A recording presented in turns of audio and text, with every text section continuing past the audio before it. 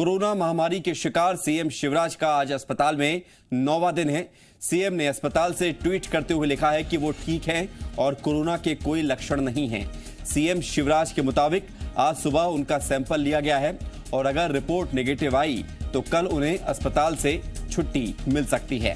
सुबह RT-PCR test लिया गया है, सैंपल लिए गए हैं मुख्यमंत्री शिवराज सिंह चौहान के और उन्होंने कहा है कि रिपोर्ट नेगेटिव आती है तो कल रक्षाबंधन के दिन मुख्यमंत्री शिवराज सिंह चौहान अस्पताल से डिस्चार्ज हो जाएंगे।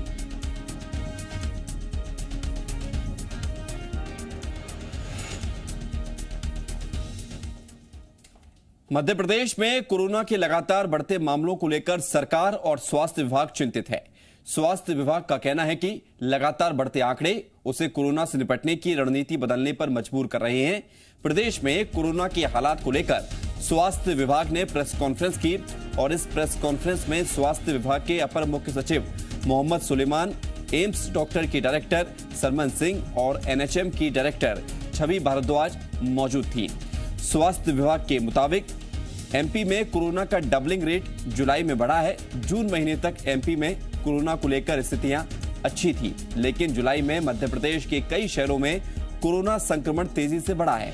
स्वास्थ्य विभाग के मुताबिक लॉकडाउन कोरोना का सलूशन नहीं है, इसलिए लॉकडाउन की बजाय सोशल एक्टिविटीज पर रोक होनी चाहिए।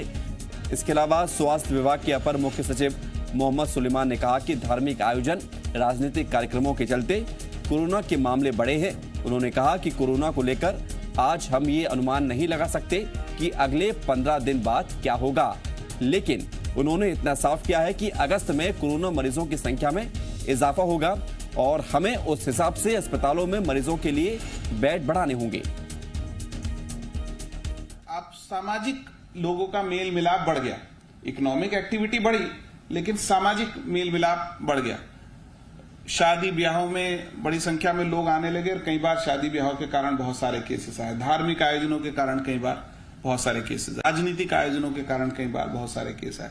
लोगों का मेल मिलाप बढ़ गया, उसके कारण केसेस की संख्या बढ़ने लगी।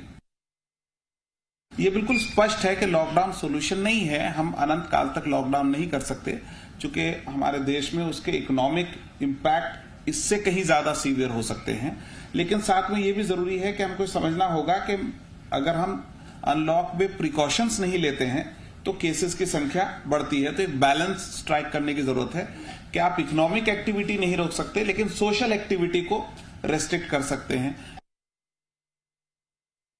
3 जुलाई के आसपास हमारे 14,000 के लगभग केस थे, जो 31 जुलाई तक होते होते 31,806 पहुंच गए। मतलब हम डबल से भी ज्यादा केस हो गए। तो जो हमारा डबलिंग रेट पहले 46 डेज हुआ करता था वो घट के 28 डेज तक पहुंच गया और ट्रेंड लगातार बढ़ रहा है। 1216 से आज एक हफ्ते में 1216 केस से बढ़ के हम लोग 5,596 मतलब 5600 केस की स्थिति में है। वीकली केसेस हमारे लगातार बढ़ रहे हैं। स्पर्ट 3 जुलाई के बाद क्लियर स्पर्ट मध्य प्रदेश में दिखता है और किसी एक शहर में नहीं, सभी तरफ ये स्थिति मध्य प्रदेश के बहुत सारे शहरों में है। जुलाई में हमारे केसेस की ग्रोथ हो रही है। MP के स्वास्थ्य अपर मुख्य सचिव मोहम्मद सुलेमान के बयान पर चिकित्सा शिक्षा मंत्री विश्वास सरंग ने कहा है कि कोरोना के संक्रमण का सबसे बड़ा कारण एक दूसरे से मेलजोल है। उन्होंने कहा कि जहां भी लोगों का जमावड़ा होगा वहां संक्रमण बढ़ने की आशंका ज्यादा रहती है, इसलिए सरकार ने धार्मिक, सामाजिक और राजनीतिक कार्यक्रमों पर रोक लगाई है। जहां पर जनता का यदि ज्यादा जमावड़ा होगा तो वहां ये संक्रमण बढ़ने की ज्यादा आशंका है और आंकड़े भी ये बात कहते हैं। तो इसीलिए सरकार हर समय कहती आई है कि, और सरकार ने रोक भी लगाई है, चाहे शादी हो, चाहे विवाह हो, चाहे राजनीतिक कार्यक्रम हो या धार्मिक आयोजन हो, इसको अवॉइड करना है। कहीं भी 5 लोगों से ज्यादा इकट्ठे ना हो, ये सरकार की एडवाइस। कोरोना संक्रमण को लेकर कांग्रेस ने राज्य सरकार पर गंभीर आरोप लगाए हैं। कांग्रेस का आरोप है कि बीजेपी नेताओं की कोरोना रिपोर्ट 2-2 दिन की देरी से अपलोड की जा रही है, देरी से एंट्री कर आंकड़ों में हेराफेरी की जा रही है। कांग्रेस ने प्रदेश की विस्तृत कोरोना रिपोर्ट सार्वजनिक किए जाने की मांग की है। कांग्रेस ने प्रदेश सरकार से पूछा है कि केंद्र ने कोरोना को लेकर अब तक कितनी मदद दी, WHO ने कितना रिलीफ फंड दिया, जनता के जरिए प्रदेश सरकार ने कितना पैसा इकट्ठा किया और इस पैसे को कहां और कैसे खर्च किया गया, इसकी जानकारी सार्वजनिक की जाए। कांग्रेस नेता भूपेंद्र गुप्ता ने यह भी सवाल उठाया कि स्वास्थ्य विभाग की रिपोर्ट रोज गृह मंत्री दे रहे हैं, तो फिर मध्य प्रदेश के स्वास्थ्य मंत्री क्या कर रहे हैं। मैं सरकार से मांग करता हूं कि इसकी विस्तृत रिपोर्ट जनता के साथ साझा करनी चाहिए। उन्हें बताना चाहिए कि इस मद में जो है केंद्र सरकार ने उन्हें कितनी सहायता दी है, WHO ने कितना रिलीफ फंड भेजा है और जनता के माध्यम से कितना पैसा जो है कोरोना से लड़ने में इकट्ठा हुआ है और उसका किस तरीके से खर्च किया जा रहा है, ये जनता जानकारी लेना चाहती है। आज बड़े बड़े अस्पतालों में बेड नहीं है, इसकी जानकारी अखबार साझा कर रहे हैं और सरकार की तरफ से कोई जवाब नहीं है। गृह मंत्री स्वास्थ्य विभाग के जवाब दे रहा है रोज, तो स्वास्थ्य मंत्री क्या कर रहा है। कांग्रेस मीडिया विभाग के उपाध्यक्ष भूपेंद्र गुप्ता के आरोपों पर चिकित्सा शिक्षा मंत्री विश्वास सारंग ने जवाब दिया है। उन्होंने कहा है कि आंकड़ों में हेराफेरी नहीं हो रही है और न ही कुछ छिपाया जा रहा है। जब शिवराज सिंह चौहान जी मध्य प्रदेश के मुख्यमंत्री बने तो मध्य प्रदेश में कोरोना को लेकर कोई भी काम नहीं हुआ था, हमने ही काम किया। और आज यदि मध्य प्रदेश की स्थिति ठीक है तो निश्चित रूप से भारतीय जनता पार्टी की सरकार के कारण है। कांग्रेस तो केवल और केवल विवाद पैदा करना और डिस्ट्रक्टिव राजनीति करती है। उनको न किसी संकट से लेना देना है, न जनता से लेना देना है। एमपी की शिवराज सरकार अतिक्रमण हटाने और आबकारी मामलों के निराकरण के लिए अलग अलग कमेटियां बना दी हैं।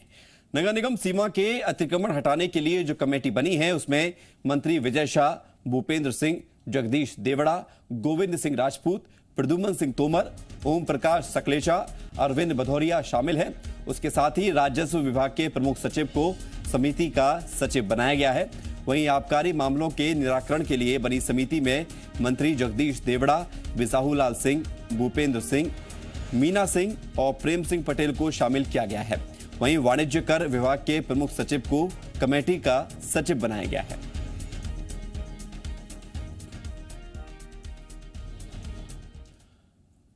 रक्षाबंधन से एक दिन पहले सीएम शिवराज ने अस्पताल से ट्वीट करते हुए बहनों को शुभकामनाएं दी।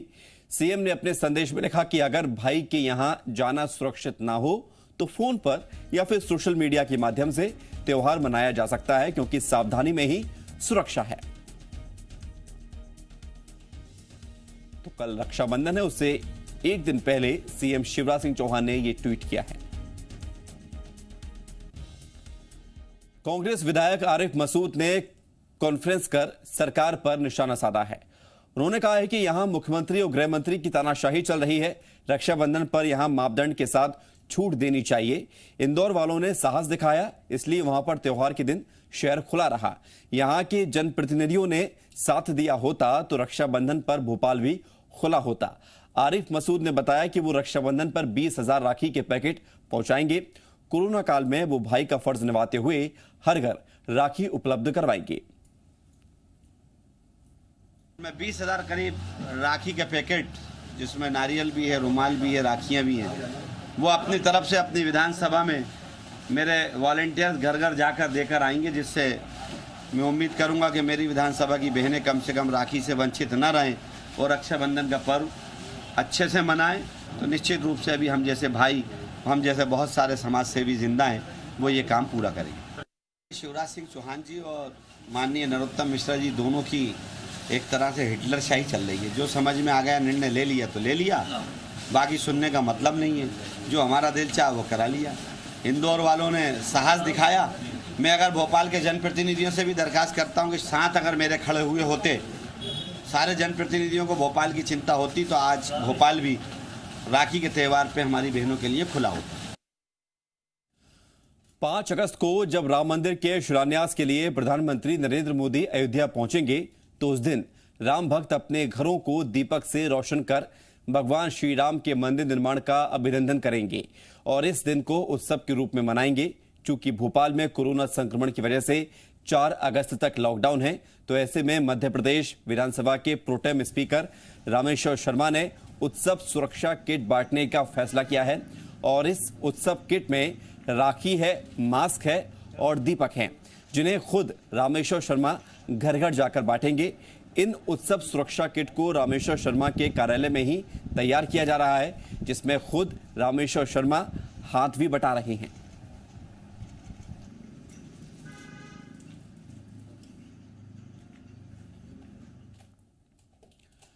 राम मंदिर निर्माण को लेकर कांग्रेस के बयानों पर बीजेपी सांसद राकेश सिंह ने हमला बोला है और कहा है कि राम मंदिर निर्माण के साथ कांग्रेस हमेशा के लिए जड़ से खत्म हो जाएगी।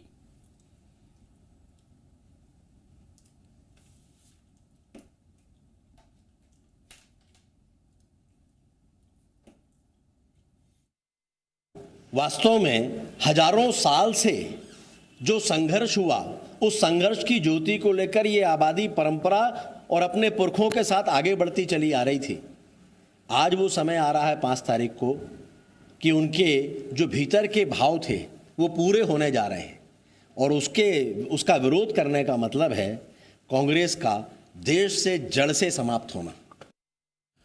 छतरपुर के लवकुश नगर जनपद कार्यालय में सोशल डिस्टेंसिंग की धज्जियां उड़ाई गई। सरकार के आदेश के बाद भी करीब 150 लोगों की बैठक हुई। आरोप है कि जनपद सीईओ ने बैठक बुलाई थी, जिसमें करीब 150 पंचायत कर्मी शामिल हुए थे। कई लोगों ने मास्क भी नहीं लगाया था। छुट्टी के दिन बुलाई गई इस बड़ी बैठक के बारे में किसी को पता ना चले, इसके लिए कार्यालय के मेन गेट पर ताला लगा दिया गया था। वीडियो सामने आने के बाद जनपद सीईओ ने सफाई देते हुए कहा है कि कोरोना और जनपद क्षेत्र के विकास को लेकर यह बैठक बुलाई गई थी। अब बड़ा सवाल यह है कि एक हॉल में इतने लोगों की बैठक के बाद क्या कोरोना संक्रमण का खतरा नहीं है? क्या अधिकारी खुद को सरकार के आदेशों से ऊपर मानते हैं? इस लापरवाही के लिए अब क्या कार्रवाई होगी? बड़ा सवाल।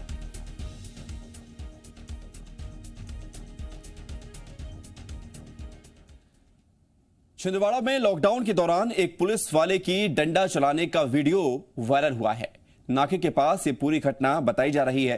रास्ते से गुजर रहे एक राहगीर से पूछताछ के बाद बहस हो गई, जिसके बाद पुलिस वाले ने डंडा चलाया और इस पूरी घटना का किसी ने वीडियो बनाया और वायरल कर दिया, जिसके बाद एसपी ने मामले में संज्ञान लिया और पुलिसकर्मी को कारण बताओ नोटिस भेजा है। जी मीडिया वायरल हो रहे इस वीडियो की पुष्टि नहीं करता।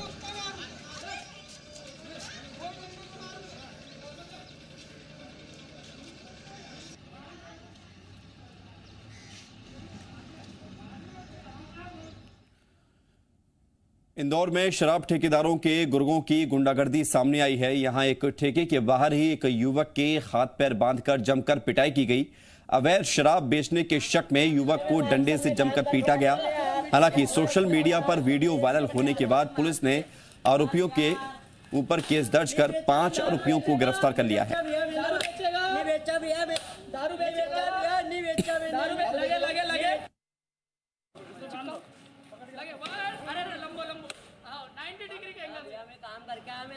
सब में काम करके आ रहे हैं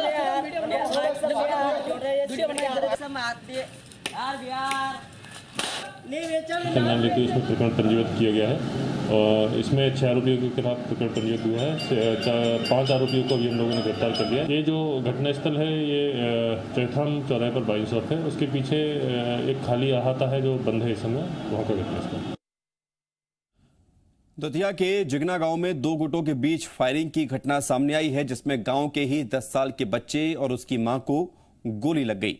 दरअसल यहां प्रकाश केवट और धर्मेंद्र पाल के बीच काफी समय से विवाद चल रहा था। पुरानी रंजिश में एक बार फिर दोनों गुट आमने सामने आ गए। दोनों के बीच फायरिंग चल रही थी। तभी 10 साल का बच्चा सोम अपनी मां के साथ बाहर निकला और दोनों को गोली लग गई, जिसमें वो घायल हो गया। फिलहाल दोनों को जिला अस्पताल में भर्ती कराया गया है। माहौल तनावग्रस्त होने से एसपी अमन सिंह ने पुलिस फोर्स भी तैनात कर दी है।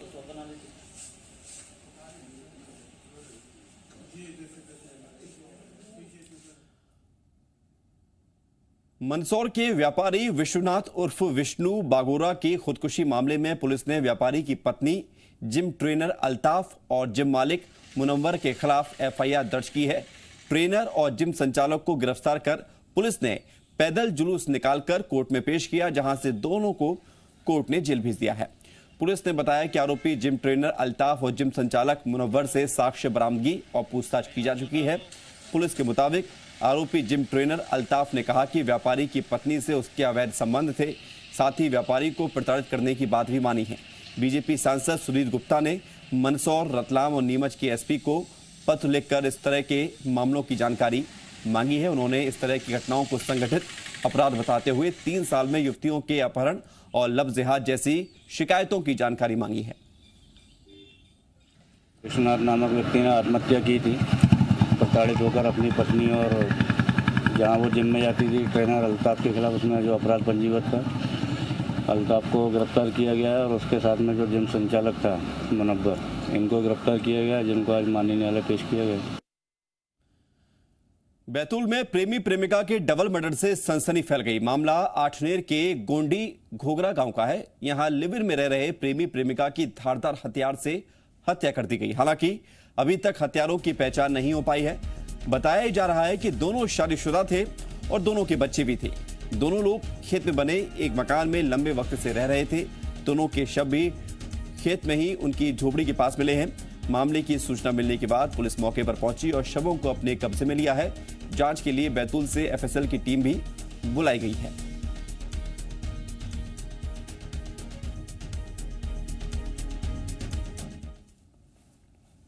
उनके सिर पर धारदार हथियार जैसे कुल्हाड़ी से वार हुए हैं और इसी के वार से ही उनकी हत्या की गई है। मामला पंजीबद्ध कर लिया गया है, तो जो भी इन्वेस्टिगेशन में आएगा उसके आधार पर कार्रवाई की जाएगी। इंदौर हाईकोर्ट ने छेड़छाड़ के एक मामले में अनोखा फैसला सुनाते हुए आरोपी को जमानत के लिए अनूठी शर्त रखी।